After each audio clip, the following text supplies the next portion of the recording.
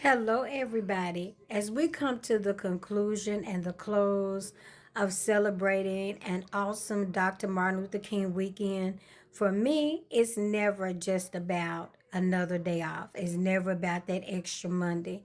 It is always about celebrating an extraordinary man whose leadership led us and brought us and took us a very long way. It wasn't even just his leadership in civil rights, but it was also some of the things that you guys do not like. You a lot of people are against church or all pastors are crooked or whatever. Did you know that it was Dr. King's pastoral stance that really got the Civil Rights Act signed? The former mayor of Atlanta talked about at a leadership conference, and he talked about the day they were in the room. They were supposed to meet with President Johnson. He had them waiting.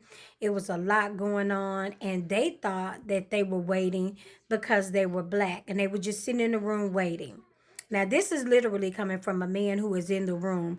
That man, I forget how old he is. I know he's at least 80, but his mind is sharp as a tack. And he's talking about and he's telling the story at the leadership conference here in Dallas that Bishop Jakes held, and he's talking about the day they was in a room and they were all in there and they were waiting, and President Johnson had to wait. He finally comes in and he's looking distraught, and rather than go in with their full presentation of the civil rights, Dr. King took his hat off, his civil rights hat, and put that pastoral hat on and asked him, was everything okay? He did not even go in there for what they had meant for. It was 35 of them with him. And he said, President Johnson kind of talked to him. And as they talked and they walked out of there, and Andrew Young said he remembered leaving out of there and he was so mad because in his mind, young King had just got played. Like literally, this man had us waiting. Are you kidding me? And you went in there and he called them all kind of coons and this and that. Not necessarily to his face, but behind his back. He was hot. He was, fuming. You know how you huff and puff and you like, what? You didn't do this and you didn't all of that. And then not a few months later or however long it was, I don't remember exactly. President Lyndon calls them. Lyndon Johnson calls, Dr. King, and, he's talking to him, and he signs the Civil Rights Act. And to let Dr. King know that he heard him, he used the phrase that Dr. King has spoken in the office. And Andrew Young says to this day, that's when his whole respect level, he always respected him, but that's when his respect level went to another level because he knew when to be what. He knew when it was time to be hard. He knew when it was time to be soft. He knew what hat to put on.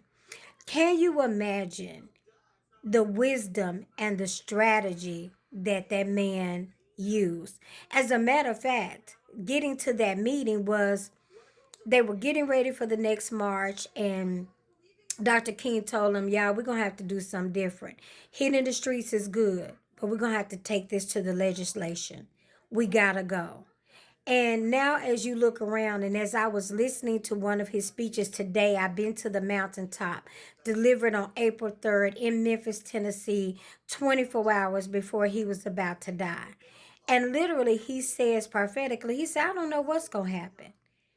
But he's not worried about that. He wasn't worried about it at all. He talks about an attempt on his life that was made by a black woman who stabbed him, and he did not die. And he talked about he didn't know what was going to happen, but it did not matter because he had been to the mountaintop, and he knew that we as a people would get to the promised land. I bet he never thought that us getting there, that somehow we would lose the idea and the integrity of the fight. That somehow us reaching the mountaintop, we would forget, we would ignore, we wouldn't remember the struggle. Literally, and I guess this is what's so bad about it. This is why when you hear history repeats itself, it's because we're always forgetting. We do not live in the pain long enough to remember what it took to get there. That's why we're always repeating the same cycle, because it's almost like, for some of you, I think you're looking at it and you almost think that that's just like TV or something that was made up, that it really didn't happen, that people really didn't die, that they were not brutally dragged out their homes and hung and beaten. And I'm talking not just black men, white men, women, children alike. Dogs sicked on them. And it's almost like we forget, because we see the images so much that we literally forget what it took to get there. So when I see people laughing and being casual about number 47, about his ignorance, about him trying to snuffle out our voice, to smuggle our voice, to instill fear in us, all of these tactics you can go back and study, and it was the same way they did in Jim Crow eras and in segregation. There is nothing that is new. And to hear people say, oh, he can't do this and he can't do that, as we watch him literally take our voice and steal democracy.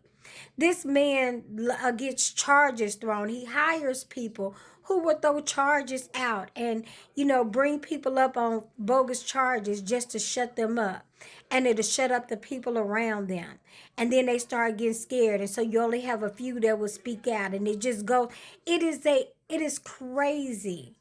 And I've said it before, that we know that this man is creating the chaos on purpose. I can only imagine what Dr. King would be saying now. Like, how did we forget? How did his struggle go from, being honored to people getting tired of hearing it? And a generation that just says that, well, that's not the fight anymore.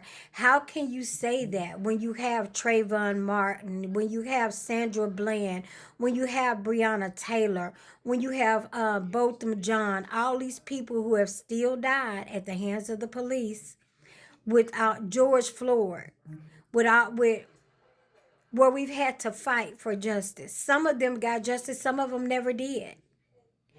And literally, to be so casual about it.